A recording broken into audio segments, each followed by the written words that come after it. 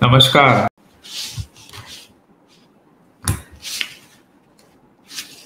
अच्छा, अब हम बात करते हैं, ये डायरेक्ट सेलिंग रूल्स हैं, जो consumer protection direct selling rules कहलाते हैं 2021, जो ये ड्राफ्ट फॉर्मेट में है। डायरेक्ट सेलिंग रूल्स के बारे में मैं बताना चाहता हूँ, जब भी जितने भी जो भी फॉर्मेट में ये पब्लिश किए जाएंगे, नोटिफाई किए जाएंगे, तो ये आप स्टैंड अलोन तरीके से ना देखें। इसके साथ ऑल्सो एप्लीकेबल है डायरेक्ट सेलिंग कंपनीज को।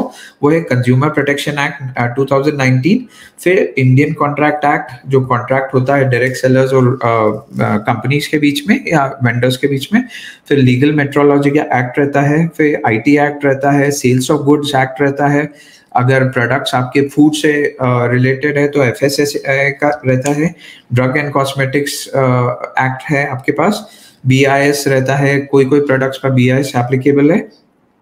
इसके बावजूद इनकम टैक्स एक्ट और द कंपनीज एक्ट के साथ साथ ये कंज्यूमर प्रोटेक्शन एक्ट रूल चलेगा। अब क्या होता है ये डायरेक्ट सेलिंग? ये डायरेक्ट सेलिंग एक सिंपल बिजनेस है प्रोडक्ट्स को सेल करने के लिए। It's a simple model to retail products. अब ये क्या करती है? ये एक अपॉर्चुनिटी है जो एक कॉमन व्यक्ति को अपने अलग अलग अर्निंग, एक्स्ट्रा इनकम, या तो लोगों से मिलने में मदद करती है या अलग अलग आइडियाज शेयर करने में मदद करती है, पब्लिक स्पीकिंग स्किल्स सीखने के लिए मिलता है, और बहुत सारी स्किल डेवलपमेंट होता है डायरेक्ट सेलिंग के लिए। Who are these direct sellers? अब डायरेक्ट सेलर्स होते क्या हैं? तो डायरेक्ट सेलर्स वो बंदे होते हैं, इंडिपेंडेंट कॉन्ट्रैक्टर्स होते हैं, जो अपने टाइम के हिसाब से इसमें अपना टाइम, एनर्जी, रिसोर्स इन्वेस्ट करके बिजनेस करते हैं, इसलिए उनको इंडिपेंडेंट कॉन्ट्रैक्टर बोला जाता है। कंपनी उनके टाइम पर, उनके रिसोर्सेस पर, आना जाना पर कुछ कंट्रोल नहीं करती, इसलिए वो फ्रीलांसर्स या इंडिपेंडेंट कॉन्ट्रैक्टर कहलाते हैं। अब ये इंडिपेंडेंट कॉन्ट्रैक्टर, ये डेफिनेशन यूएस में 50 स्टेट्स में वैलिड है, और जो भी डायरेक्ट सेलर्स है उनको इंडिपेंडेंट कॉन्ट्रैक्टर माना जाता है।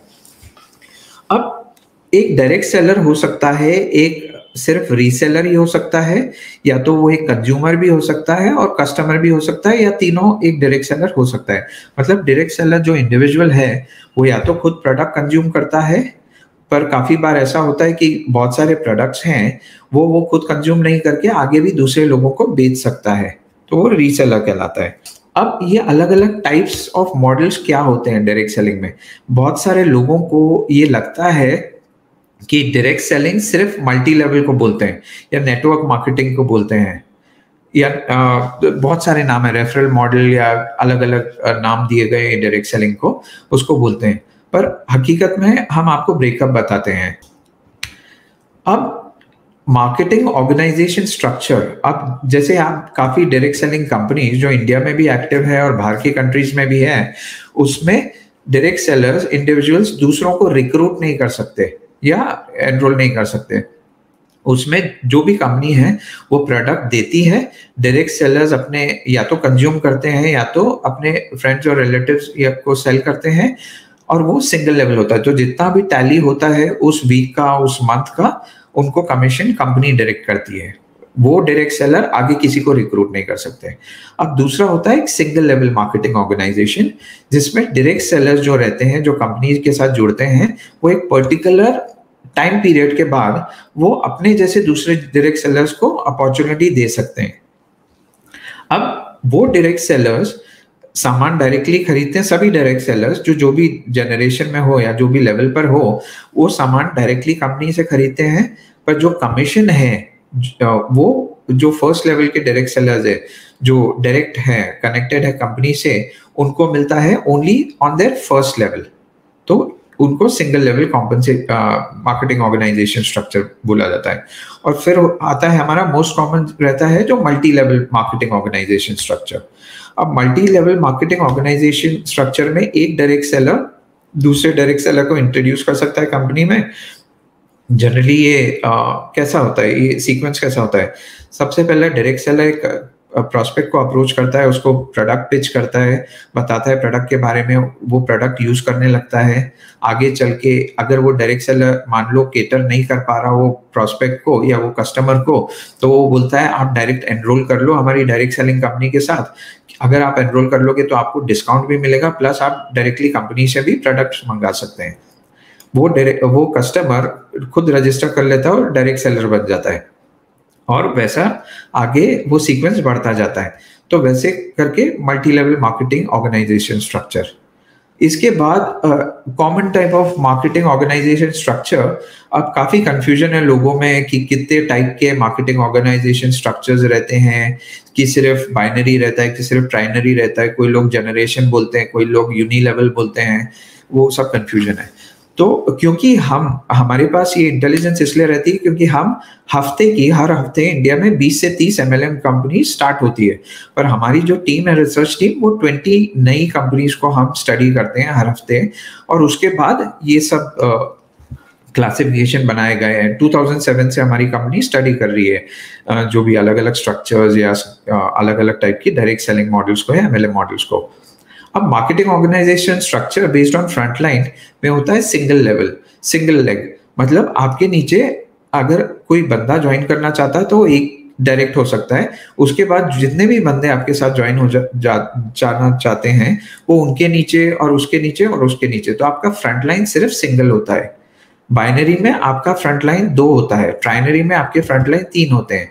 फिक्स्ड होता है जैसे 4, 5, 6 अलग अलग फिगर्स हो सकते हैं आपके, वही उतने फ्रंट लाइन होते हैं। इन्फिनिटी मॉडल जो सनफ्लावर मॉडल माना जाता है, जिसमें आपके फ्रंट लाइन आप जितने चाहे उतने लोगों को अपने डायरेक्ट एनरोल कर सकते हैं। इसके बाद होता है कॉम्पनसेशन प्लान। अब मार्केटिंग ऑर्गेनाइजेशन आपको समझ में आया। अब इसके बाद होता है कॉम्पनसेशन प्लान। सबसे पहला होता है डायरेक्ट कॉम्पनसेशन प्लान, जिसमें आपने जितना सेल किया उतना आपको मिल गया on that particular day, on that week or end of the month. That's it. You won't earn more. Single level होता है जिसमें आपको सिर्फ अपनी फ्रंट लाइन जो भी आपसे डायरेक्ट जुड़े हुए हैं वो जितना भी सामान कंज्यूम करते हैं, यूज करते हैं, सेल करते हैं, उस पर एक स्मॉल परसेंटेज, एक पर्टिकुलर परसेंटेज आता है। और मल्टी लेवल मतलब आपको मल्टीपल लेवल से आपका पोटेंशियल है ये इनकम का, अगर आप क्वालिफाई होते हैं और एलिजिबल होते हैं। अब 2 टाइप के कॉम्पनसेशन प्लान होते हैं। पहला टाइप का होता है नॉन क्यूमुलेटिव, मतलब हर महीने भले ही आप कौन से भी जनरेशन पर हो या कौन से भी लेवल पर हो, पर आप 0 से चालू करते हैं। मतलब आपका काउंटर उस महीने में वो कंपनी वापस से 0 से आपका काउंटर सेट करती है। इसका मतलब जो भी लोग आपसे सामान खरीद लिया या जो भी आपकी टीम ने सेल्स की, उस महीने की कमीशन आपको मिल जाती है और वो 0 हो जाती है। तो नए महीने में आप वापस से 0 से शुरुआत करते हैं, उसको बोलते हैं नॉन क्यूमुलेटिव। क्यूमुलेटिव में आप एक पर्टिकुलर रैंक पहुंच जाते हैं, तो वो रैंक आप मेंटेन करते हैं, उस रैंक से आप नीचे नहीं आते। तो मान लीजिए आप एक 25% पर है एक पर्टिकुलर महीने में, तो आप 25% ही कमाएंगे, पर आपकी सेल्स 0 से चालू होगी। उसके बाद होता है फ्रीक्वेंसी ऑफ पे आउट्स। काफी डायरेक्ट सेलिंग कंपनीज अभी ब्लेंडेड है, एफिलिएट मॉडल कहलाते हैं या सिंगल लेवल कहलाते हैं या रेफरल मॉडल कहलाते हैं। उसमें बहुत सारी direct selling companies world over क्या कर रही है कि वो जैसे ही सेल होती है कस्टमर को, बहुत सारी कंपनीज के पास एक सॉफ्टवेयर रहता है, प्रोग्राम रहता है कि आपने एक अपने वेब लिंक आप उनसे शेयर करते हो प्रोडक्ट्स की, वो जो भी प्रोडक्ट्स खरीद लेते हैं डायरेक्ट कंपनी से, आपको वैसे ही पे आउट हो जाता है। तो एज इट हैपेंस होता है। फिर काफी कंपनीज में डेली पे आउट होता है कि जितना भी आपका सेल्स हुआ दिन का, आपका पे आउट हो जाता है डेली बेसिस पर। काफी कंपनीज में वीकली होता है और काफी कंपनीज में मंथली होता है।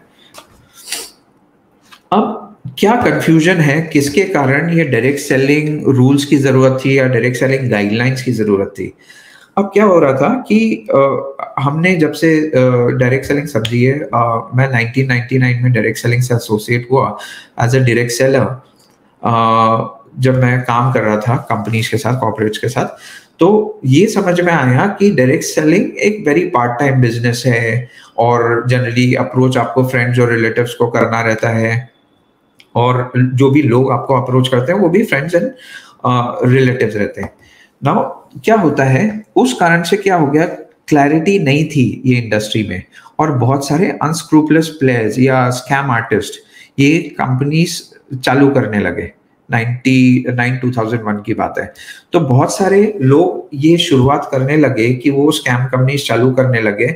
उनको समझ में नहीं आता था कि डायरेक्ट सेलिंग एक्चुअली होती क्या है, और वो सिमिलर पैटर्न पर चालू कर रहे थे, जिसमें उनके पास भी प्रोडक्ट्स और सर्विसेज रहती थी, उनके पास भी एमएलएम मार्केटिंग ऑर्गेनाइजेशन स्ट्रक्चर रहता था, वो भी सेम बैक ऑफिस सॉफ्टवेयर का यूज करते थे, उनके पास भी ऑफिस रहता था, वो भी कॉम्पनसेशन प्लान में मल्टीपल लेवल्स तक कमीशंस बांटते थे, वो भी इवेंट्स और अपॉर्चुनिटीज करते थे, एग्रीमेंट्स, कॉन्ट्रैक्ट्स और जो भी रहते थे, और उनके साथ भी पार्टिसिपेंट्स या फ्रीलांसर्स थे।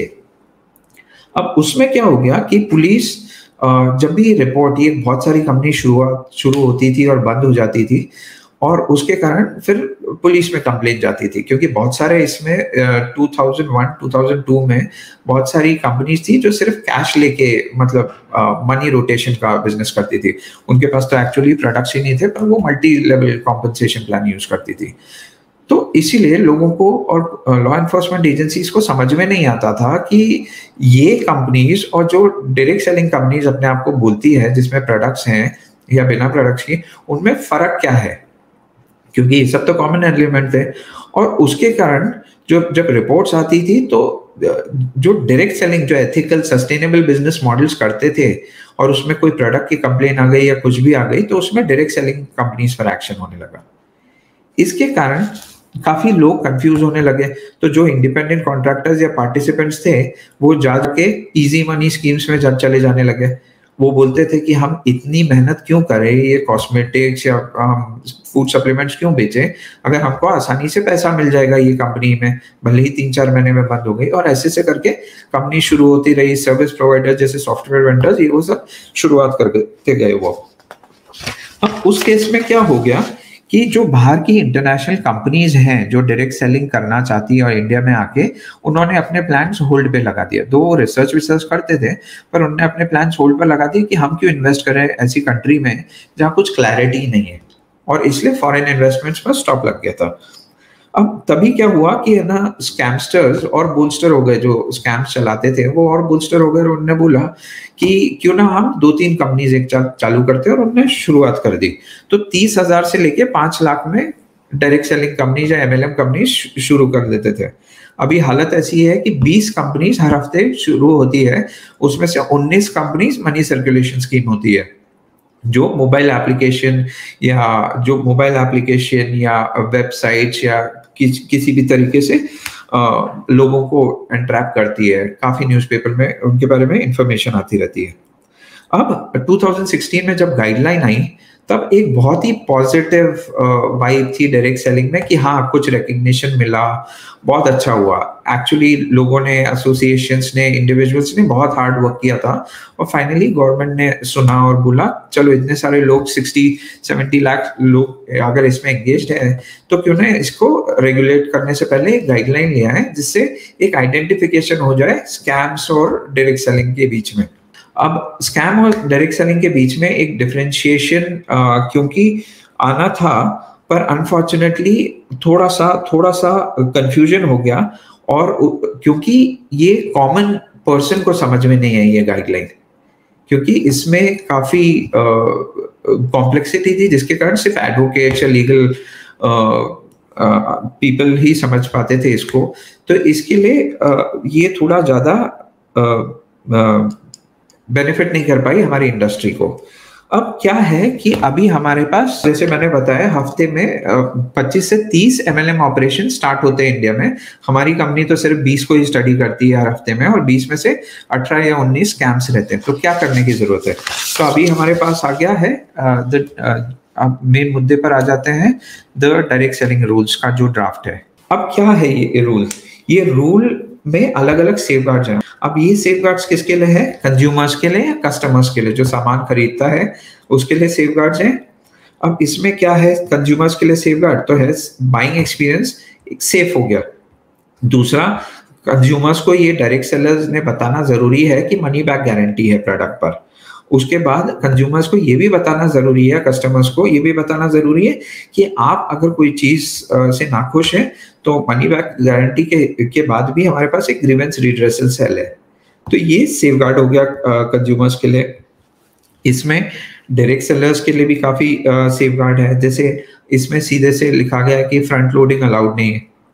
फ्रंट लोडिंग मतलब जब भी आप कोई डायरेक्ट सेलिंग कंपनी ज्वाइन करते हैं, तो उसमें सामान खरीदने का या एनरोलमेंट फी, ये सब कुछ कंपल्सरी नहीं है कि आपको खरीदने की ज़रूरत है अपॉर्चुनिटी के पार्ट होने के लिए।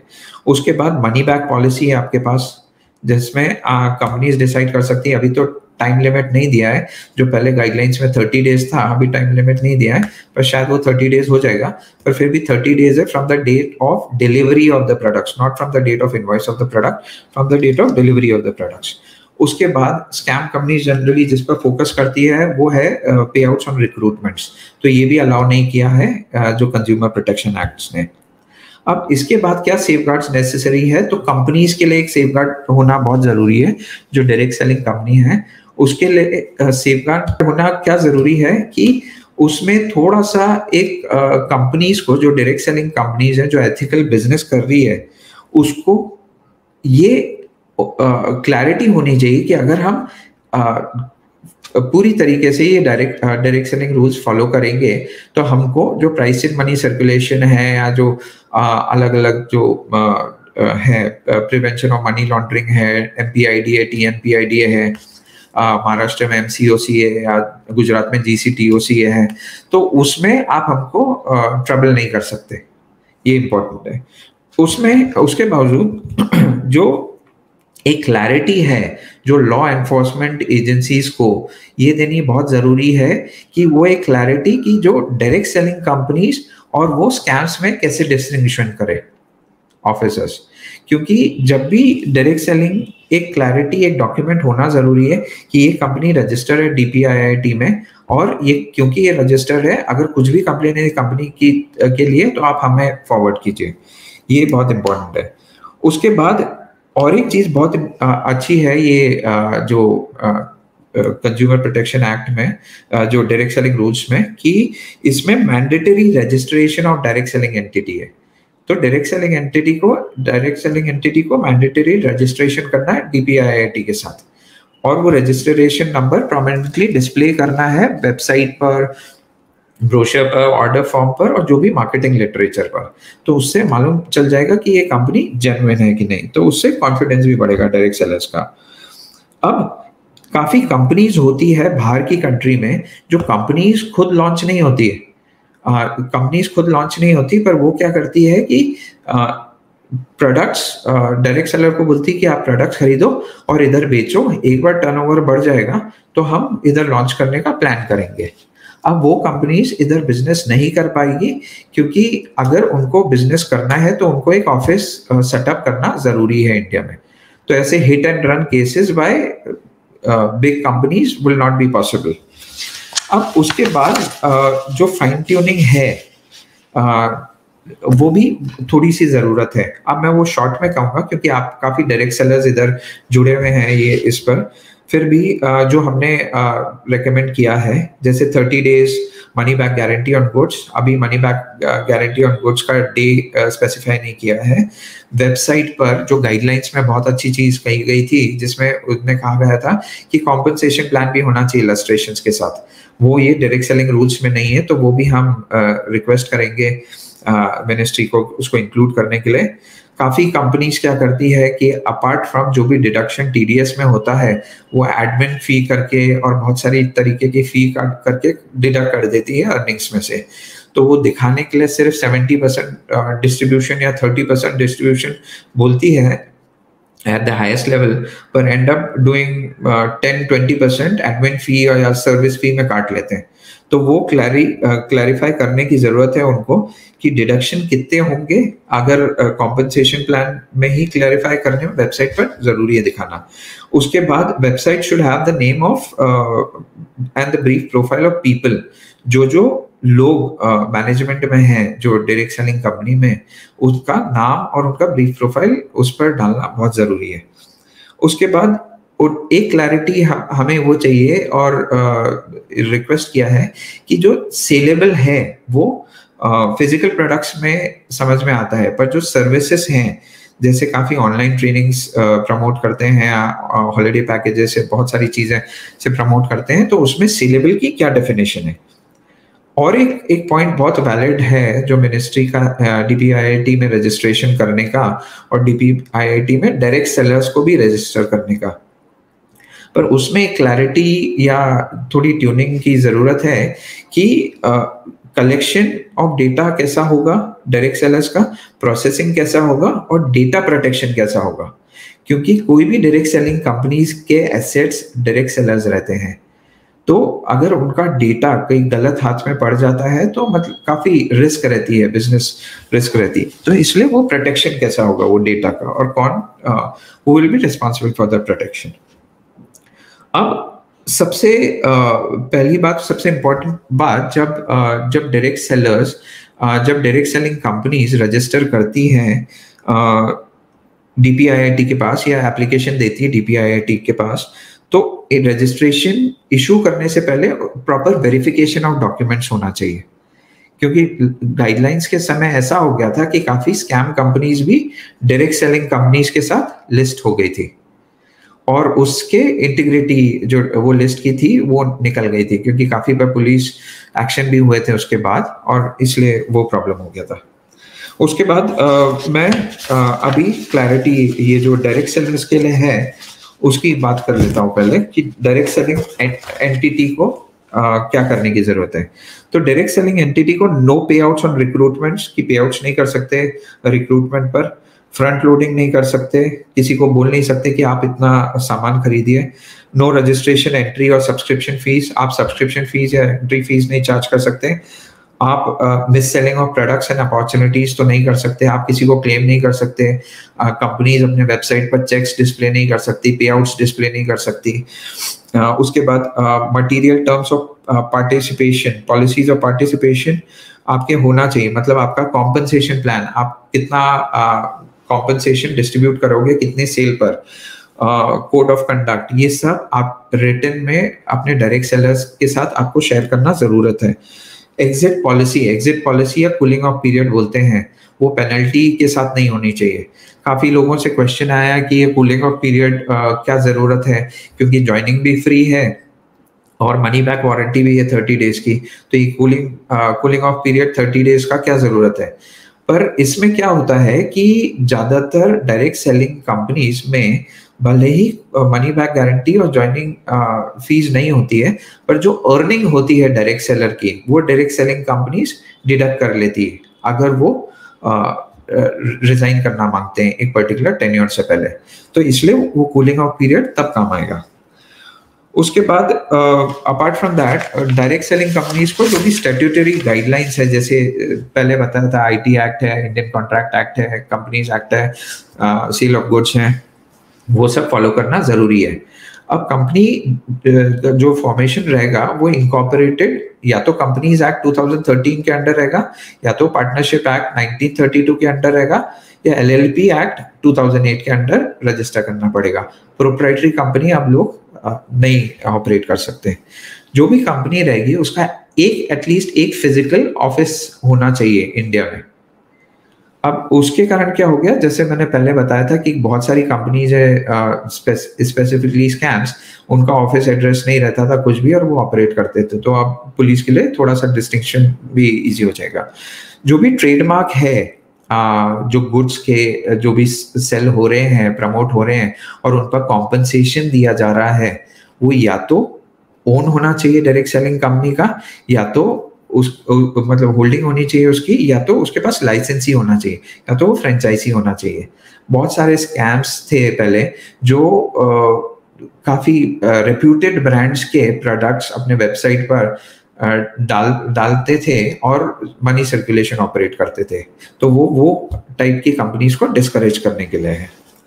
अब जो भी डिक्लेरेशन है लीगल मेट्रोलॉजी करके, जो अंडर जो भी डिक्लेरेशन है, जो लीगल मेट्रोलॉजी एक्ट है 2009 के, वो डिक्लेरेशंस के हिसाब से कंप्लायंस होना जरूरी है वो डायरेक्ट सेलिंग कंपनीज का। अब इसके बाद एक सीनियर फंक्शनरी जो भी है डायरेक्ट सेलिंग कंपनी को अपॉइंट करना पड़ेगा। और वो जो सीनियर फंक्शनरी है वो इंडियन सिटीजन भी होना चाहिए, इंडियन रेसिडेंट भी होना चाहिए। ऐसा नहीं होना चाहिए कि वो इंडियन सिटीजन है पर बाहर की कंट्रीज में बेस्ड है।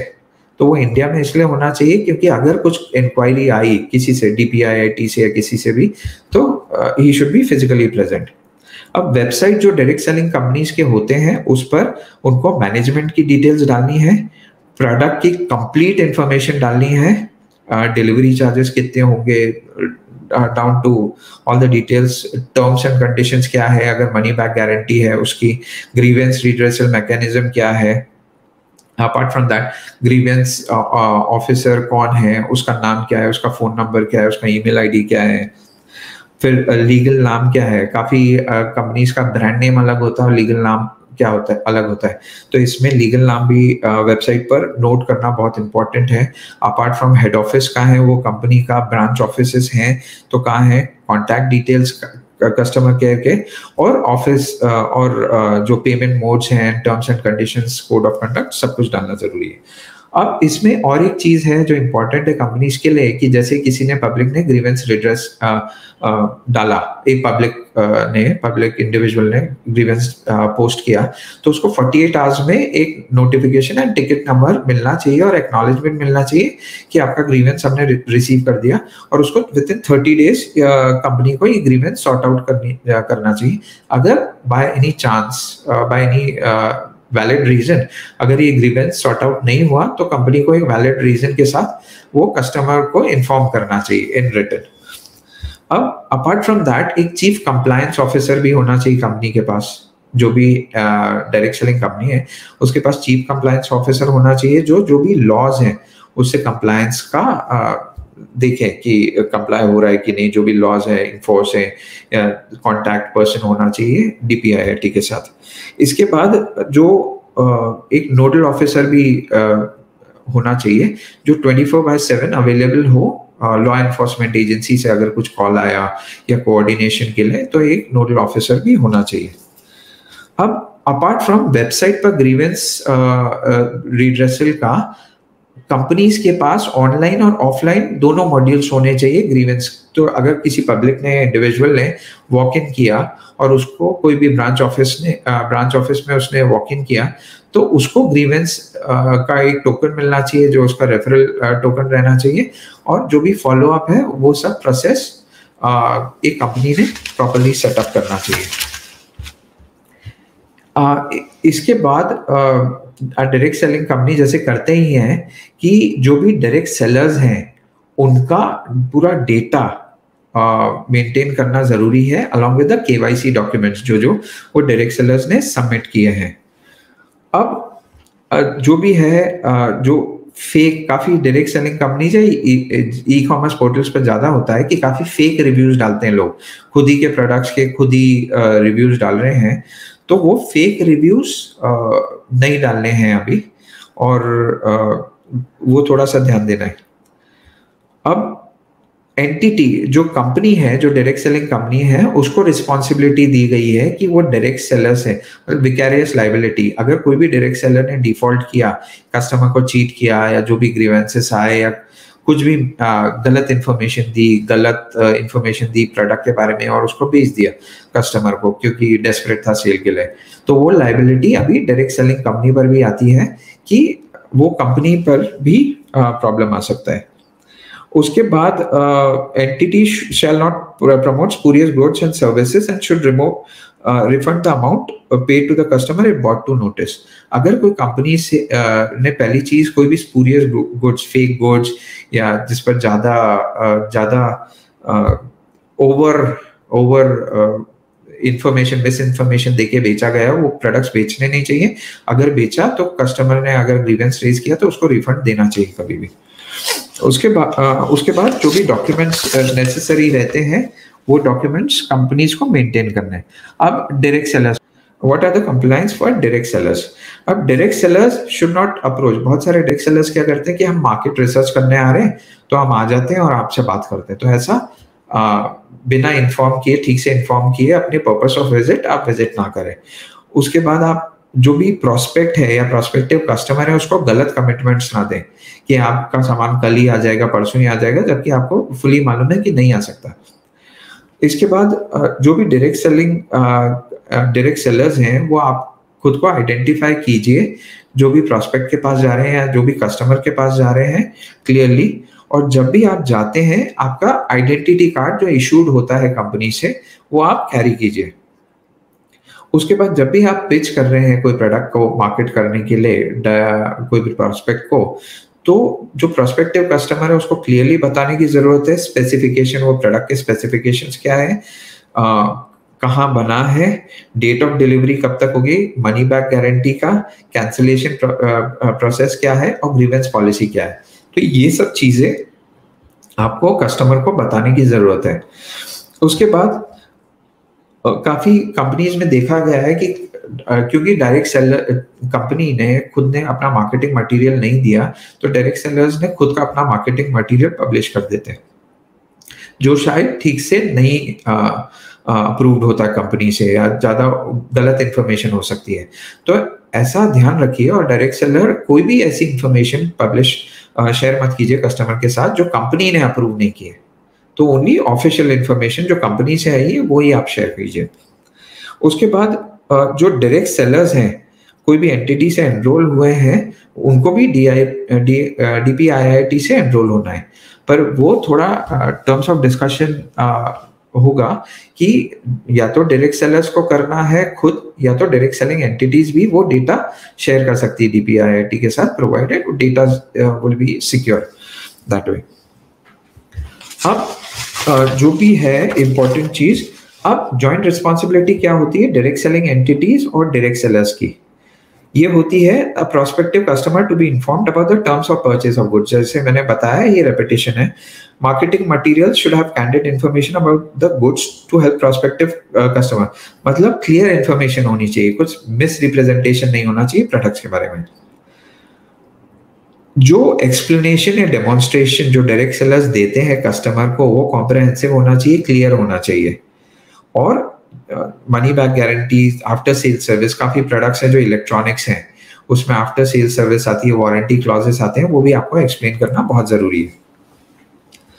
अब आप एंटिटीज जो डायरेक्ट सेलिंग कंपनीज है उनको रिस्पॉन्सिबिलिटी दी है कि आप अपने डायरेक्ट सेलर्स को आप ऐसे चेक्स एंड मेजर्स डालो अपने कोड ऑफ कंडक्ट में, अपनी पॉलिसीज एंड प्रोसीजर्स में, अपने ऑर्डर फॉर्म पर, जो भी है वेबसाइट पर, या जो भी मैकेनिज्म है आपका आईटी इंफ्रास्ट्रक्चर में, आप ऐसे चेक्स एंड मेजर्स डालो जिसके कारण जो डायरेक्ट सेलर्स हैं, जो पार्टिसिपेंट्स हैं, वो नोइंगली या अननोइंगली कुछ मिस रिप्रेजेंट नहीं करते हैं आपके प्रोडक्ट्स को या अपॉर्चुनिटी को। तो ये डायरेक्ट सेलिंग पर आती है। जब भी कोई प्रोडक्ट पर, जिस पर भी गारंटी या वारंटी एप्लीकेबल होती है, तो कौन दे रहा है वो गारंटी? काफी टाइम क्या होता है, जैसे इलेक्ट्रॉनिक या कंज्यूमर ड्यूरेबल्स होते हैं, उस पर कंपनी जो मैन्युफैक्चरिंग कंपनी है, जो ब्रांड है वो दूसरा है, और डायरेक्ट सेलिंग कंपनी का ब्रांड दूसरा है। तो ये वारंटी कौन सर्विस करेगा वो इंपॉर्टेंट है, जो कस्टमर को या प्रोस्पेक्टिव कस्टमर को इन्फॉर्म करना। अब इसके बाद ये इम्पोर्टेंट है कि एक बार जब भी आप डील करते हैं कस्टमर के साथ, अभी भी टाइम चल रहा है, पीरियड चल रहा है कोविड का, अभी शायद गॉड फॉरबिड अगर थर्ड वेव आई तो उसमें हेल्थ और हाइजीन का ध्यान रखने की बहुत जरूरत है। तो ये रूल्स में भी ऐसा क्लियरली मेंशन है कि health and safety standards establish करना चाहिए कंपनी ने भी और डायरेक्ट सेलर्स ने भी, जब भी वो डिलीवरी देने जा रहे हैं प्रोडक्ट्स के, या तो रिटर्न्स लेने जा रहे हैं या एक्सचेंज करवाने जा रहे हैं। तो ये अभी पैरामाउंट इम्पोर्टेंस का है। अगर किसी कारणवश कोई प्रोडक्ट डिलीवरी में डिले हो रहा है, तो डायरेक्ट सेलर्स को कस्टमर को इन्फॉर्म करना बहुत जरूरी है कि वो क्यों डिले हो रहा है और कब तक आ जाएगा। तो कस्टमर वो कॉल ले सकता है कि या तो उसको कंटिन्यू करना है वो ऑर्डर, क्या तो उसको ऑर्डर चाहिए, या वो कैंसिल करना चाहता है, तो वो भी ऑप्शन उसे देना जरूरी है।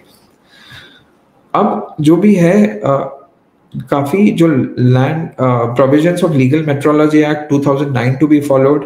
फिर उसके बाद ऐसा आप जो भी कस्टमर्स हैं इंडिविजुअल, कोई भी इंडिविजुअल्स को आप ऐसा पोज नहीं कर सकते, आप ऐसे पोजीशन नहीं कर सकते कि आप ये प्रोडक्ट खरीद लो और आप इतने लोगों को हमको अगर इंट्रोड्यूस करोगे तो आपका प्रोडक्ट फ्री हो जाएगा। तो ये एंटाइसमेंट आप वो लोगों को नहीं दे सकते, या जो भी इंडिविजुअल्स हो, आपके कस्टमर्स हो या आपके डायरेक्ट सेलर्स हो, उनको आप नहीं दे सकते।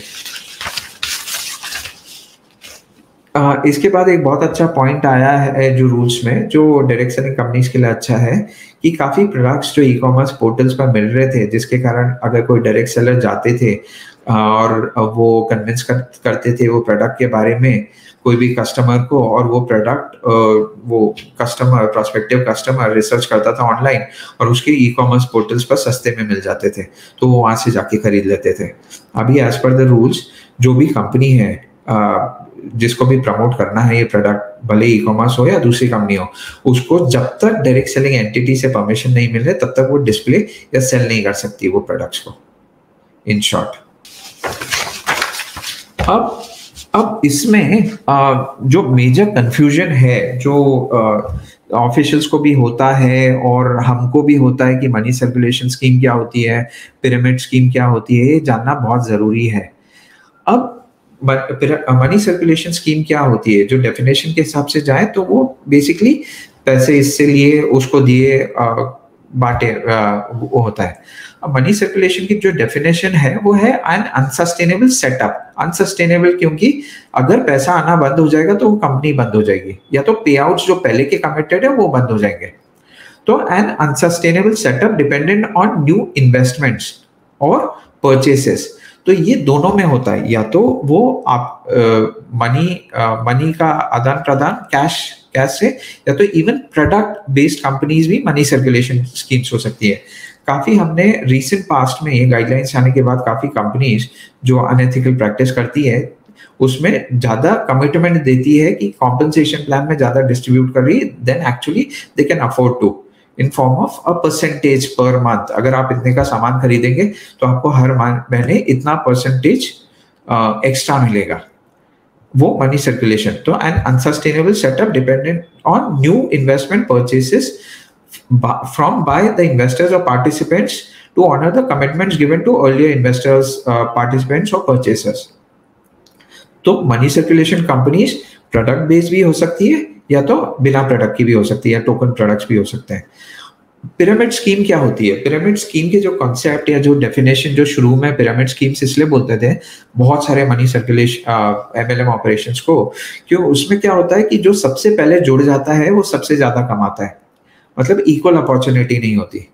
और उस कंपनीज को पहचाने कैसे? उस कंपनीज को जनरली पहचान सकते हैं कि उसमें आपको बोलेंगे वन टाइम एक बड़ा परचेज कर लो तो आपको आप अपनी डाउनलाइंस की जितनी भी सेल है उस पर भी इनकम मिलेगी, नहीं तो नहीं मिलेगी।